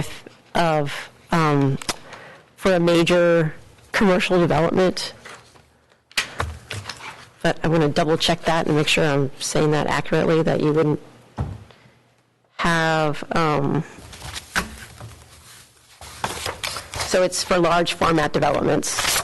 But I'll double check and make sure I've got that clearly specified in all aspects of it. But so it's like a little shopping mall or something like that. Bless you. So if you had a strip mall or a big development, that you could actually have them put in those sidewalks that people could walk through the place without having to walk across the parking lots.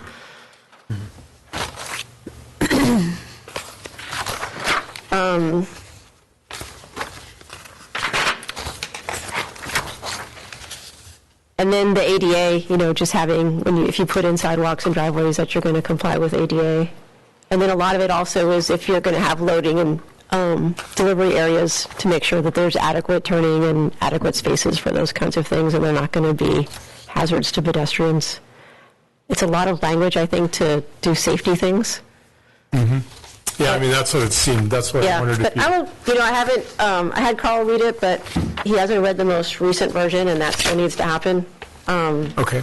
And I'll take another look at it, because it is pretty dense, I agree.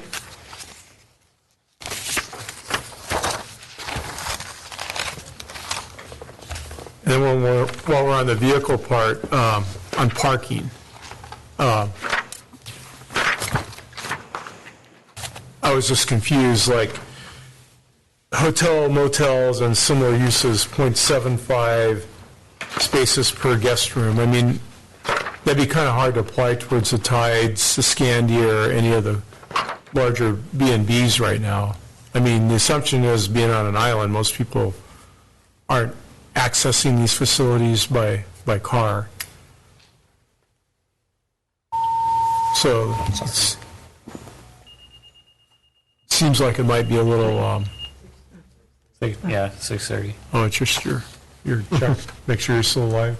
Yeah, I actually got to leave soon. Yeah, so do I. 7. Yeah, okay. My stomach's growling. I got an appointment. Just to answer your question, in the downtown area, there would be no minimum parking requirement. Right, yeah. So really, we're looking at out areas, so areas where you presumably have more space. Presumably drive, okay. Yeah. Or new, makes or new sense. construction. And new construction, yeah, exactly. These are not retro.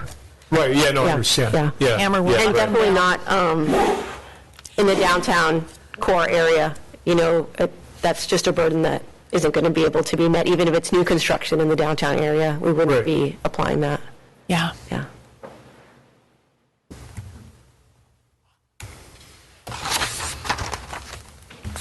That doesn't mean you can't provide parking if you want to. It's just that Right, it wouldn't be a requirement of the. right. of the permit.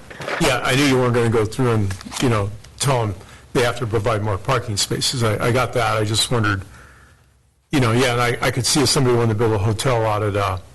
But, Hotkeys or something, I don't know. yeah, but I mean, the resorts out there, they have tons of guests. But they don't need any parking. They don't Yeah. need any parking. Yeah, no, that's true.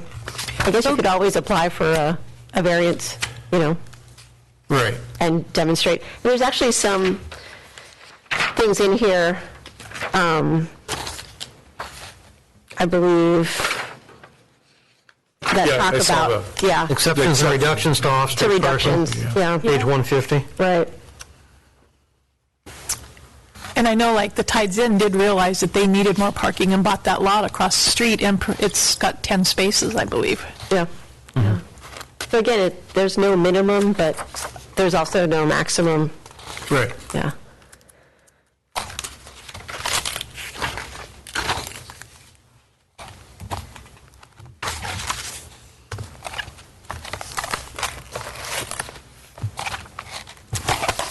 And then if you wanted to add a different standard in there for why you would reduce, like, well, what you're saying is that most of the clients are coming, are arriving without a car or Yeah, vehicle. well, it makes sense for the downtown core.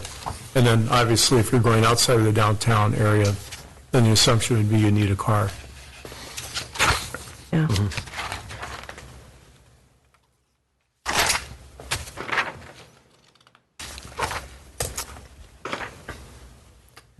To speed it along, does anybody else have any further sections they want to comment on?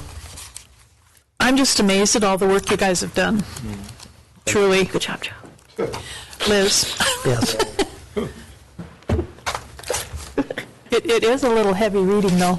Yeah. Joe just said, I have to listen to you talk about all this stuff. That's his part of it. Thank you, Joe. I only had one more comment in here, and it's way back on page 174.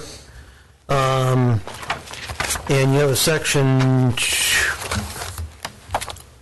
no development shall be undertaken without plans having been approved by Petersburg Borough, permit fees paid, and permits issued. I'd like to see adding the word all, All permits? all permits issued. Okay.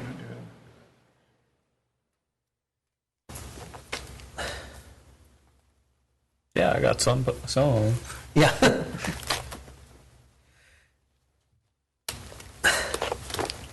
Just to create, so we don't create a problem where somebody's, well, I thought I had everything. Make sure they all got them all. I already put in half my house, or that the earthwork is done. Isn't there a list So- that shows what you need Yeah. that you guys give out? And that, what about somebody that wants to come in and do their house in phases? No, seriously. Well, they can begin the work on the permit. Well, they gotta come in, I Yeah. give them a permit, they come in, I give them a foundation-only permit. They have a foundation and site plan. They wanna come in and do their concrete work this year, and next year, they're gonna come in and they're gonna frame their house up and finish, and so they're not quite ready. They know the size, they don't know the layout, they don't know how many, everything like Yeah. that. But they do know that it's gonna be, 45 by 55, going to be a square, the foundation is going to be a single-story, two-story, whatever, so we can judge the foundation. Is that, so they don't have all permits yet? Yeah. They got all permits they need at the moment.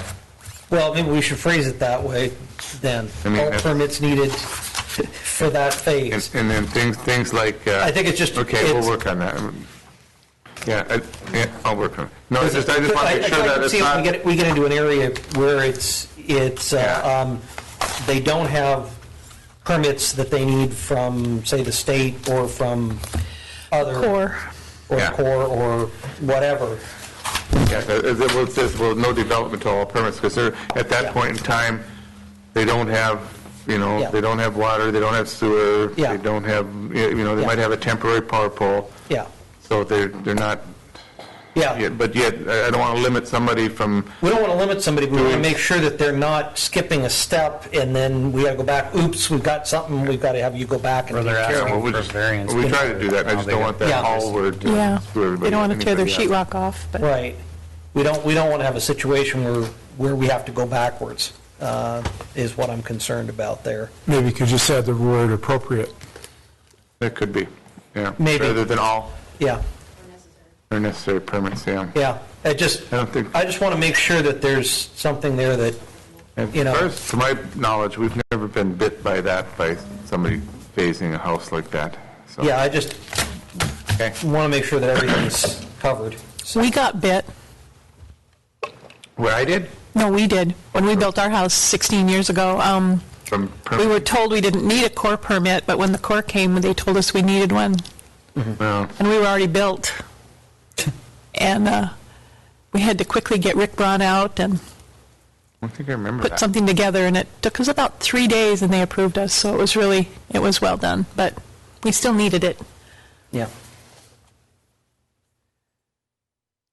And we're not on the water. It took me 3 years to get my core permit. I have a creek 60 feet from the house. Crick, what's the definition of a crick? It runs steady all the time? No, it really Just when doesn't. it rains hard. When it rains hard, it gushes, but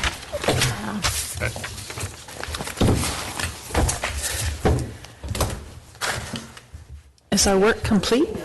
Yeah, thank you. That was quite the homework project you've had Yes. for the last 6 months. No, I really, I mean, it's hard when I'm looking at it all the time to Yeah, see anything anymore. So I really appreciate you guys taking the time to read through it.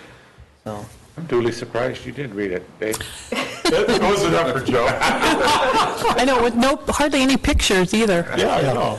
There's going to be pictures, they're coming. I just didn't put them in there yet. There are pictures. okay. So, is there any other comments on the code at this time?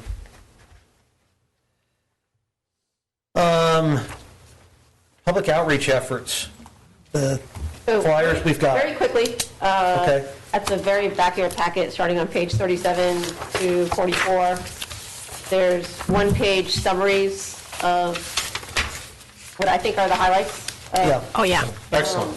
Those are good. They look good. Yeah, they look Very good. good. Yeah. Which I think is what you guys were getting at, Yes. but Yeah. if there's something else you think should be in there that's not, just let me know, we can make another one up. And then, I'll show you some other time, maybe next time. Could I say one thing about the use permitting process? It's the one with kind of the beige side and the white Yeah, side. uh-huh. Yeah, If the days could be in the same place instead of spread out, I mean, just so it looks the same. Days lapsed, you mean? Well, like, the days lapse just on this column, but over here it's on that column. Oh, yeah, to make Just them, flip them, maybe Okay. so they're the same. I don't care which way, just, oh, I see, and then have the things on the outside?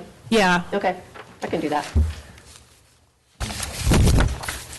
And then, next meeting, I'll show you,